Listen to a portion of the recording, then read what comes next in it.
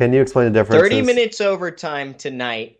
We did a Overtime. 2-hour podcast today with Robert Nichol Dude, because we keep them short, usually to an hour, hour and a half y'all are tops. in for a treat.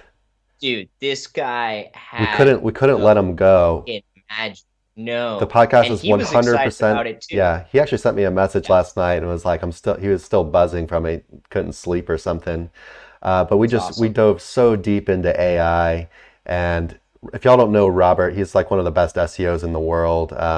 Has his own conferences in Poland and stuff. He's in like private masterminds with all these super smart people that are way smarter than us. And yeah, he agreed to come onto our podcast, and we just talked about AI for like 2 hours straight, and we got really specific about a bunch of stuff. And yeah, I haven't seen any content like this anywhere on YouTube yet, and I think he's kind of spilling the beans on a lot of stuff that you just don't see people really publicly talking about stuff this in depth. Yeah. So you guys have a treat coming up. We're gonna sit on it for probably a week or two, maybe promote it a little bit. So you gotta wait, but until then, you can go see some of our recent podcasts. We just did one with Israel Gaudet, awesome guy as well. But yeah, podcast with Robert is gonna be super cool. All right. Can you explain the differences in how some SERPs work? Have traffic versus low slash new SERP versus old, and anything else that I don't have a clue about? Any thoughts would be appreciated. I don't know if I understand that.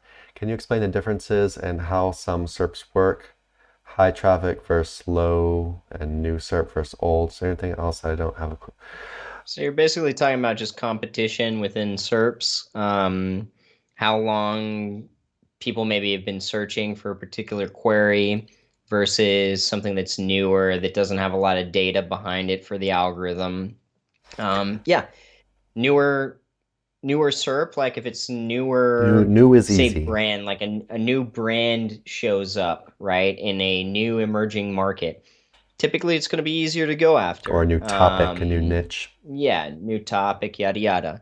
High traffic, and it's been around for a long time. High competition. There's countless people like us out there looking for the next wave to capitalize on. So, um, yeah, I don't have too much. I don't think I can say So another about that thing, other than so these older SERPs that have a lot of competition, a lot of the time, even even if you have a lot of authority and stuff, it can still take a long time to break into them, just because Google kind of like seems to prefer these articles that have been up there for a while.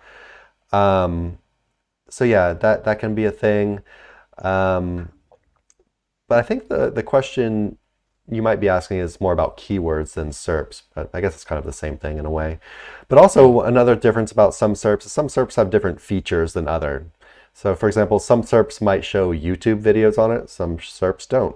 Some SERPs might have a knowledge panel, some SERPs don't. Some will have a featured snippet, some don't. Some will have a local map pack, some don't.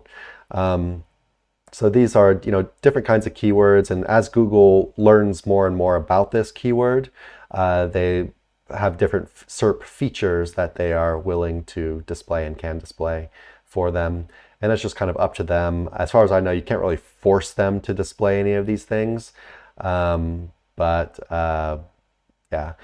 But yeah, as far as, traffic and competition and all that stuff, just of course, some keywords are more valuable than others. Some are going to have a bunch of sites with very high authority and maybe a bunch of topical authority as well, and going to be a lot harder to rank on them than the low competition stuff, which might not be as lucrative. But that's your in as a new guy, right? Or as a smaller website. It can be easier to make money off of this stuff and actually start making some money because these larger sites, they might neglect those keyword terms. They might just say, they might not know about them, or they might not have the time to go after them or whatever. But yeah, that can kind of be your in, right? Which is why one of the big things that people talk about when they're building new websites is I think they call it the avalanche technique, where you basically start going after this really low competition stuff first, and then you build up, and then you kind of start doing a little bit higher competition, then you build up from there. And basically, as each tier starts ranking, you can kind of start moving up to the next tier, and it'd be easier to rank those at that point. But yeah, hopefully we answered your question right. Kind of a little bit of a strange one. And yeah, anything else to add on that, Nick? No, solid. Hey everyone, thanks for watching. Be sure to check the links below for more info on this topic, as well as other cool stuff like SEO case studies, our Facebook community, and our link building services. And like always, please like, comment, and subscribe if you enjoyed the video. Thanks, and happy ranking.